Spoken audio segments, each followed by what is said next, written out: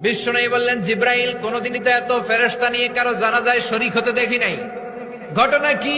কি এমন আমল ছিল আমার মুয়াবিয়ার, যে আমলের কারণে মুয়াবিয়ার নামটা আল্লাহর আরশে চলে গিয়েছে? 1,40,000 ফেরেশতার বহর নিয়ে তুমি জানাজায় শরীক হয়েছ। কি এমন গোপন আমল ছিল আমার মুয়াবিয়ার, আমারে বলো। সাইয়েদনা জিব্রাইল বললেন, নবী, আপনার মুয়াবিয়া বিশেষ একটা আমল করত। বিশ্বনবী বললেন, কি সেটা?